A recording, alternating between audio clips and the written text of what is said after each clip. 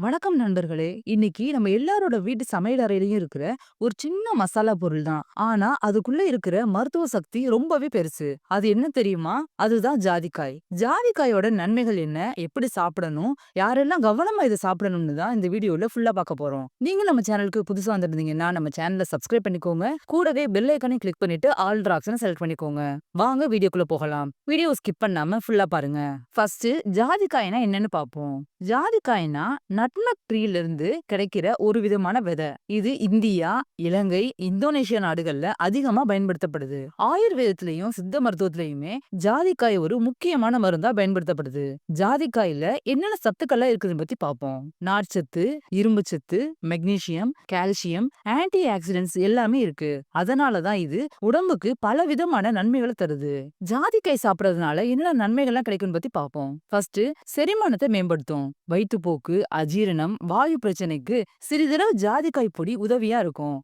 அடுத்ததா, நைட் உங்களுக்கு தூக்கம் வரலையா? ஒரு டம்ளர் பால்ல ஒரு சிட்டிகை அளவு ஜாதிக்காய் பொடியை கலந்து குடிங்க. இது இயற்கையான ஸ்லீப் பூஸ்டராவே வேலை செய்யும். ஜாதிக்காய் நரம்புகளை மேம்படுத்தும். டென்ஷன், கவலை, மனசோர்வுன்னு எல்லாத்தையுமே குறைக்க உதவும். மூளையோட செயல்திறனையும் அதிகரிக்கும். நினைவாற்றல், கவனம் அதிகரிக்க ஜாதிக்காய் ரொம்பவே உதவியா இருக்கும். பல்வலி, வாய் துர்நாற்றத்தை ஜாதிக்காயில இருக்கிற ஆன்டி பாக்டீரியல் தன்மை பல்வலி, பேட் பிரீத் குறைக்க உதவும். நோய் எதிர்ப்பு சக்தி அதிகரிக்கும். ஜாதிக்காயில இருக்கிற ஆன்டி ஆக்சிடென்ட்ஸ் உடல்ல நோய்கள்ல இருந்து பாதுகாக்கும். அடுத்ததா சரும ஆரோக்கியம். முகப்பரு, கரும்புள்ளிகள் எல்லாமே குறைய ஜாதிக்காயோட தேனை கலந்து ஃபேஸ் பேக்கா கூட நீங்க யூஸ் பண்ணலாம். ஜாதிக்காயை பயன்படுத்துற முறையை பத்தி பார்ப்போம். ஜாதிக்காய் பொடியை உப்போட சேர்த்து சாப்பிட்டா கப நோய் சரியாகும். சர்க்கரையோட சேர்த்து சாப்பிட்டா பித்த நோய் சரியாகும். நெய்யோட கலந்து சாப்பிட்டா பாத நோய் கியூர் ஆகும். வெள்ளத்தோட சேர்த்து சாப்பிட்டா அத்தனை நோய்களுக்குமே தீர்வு கிடைக்கும். ஆனா சாப்பிடுற அளவு ரொம்பவே முக்கியம், மறந்துடாதீங்க. அடுத்ததா,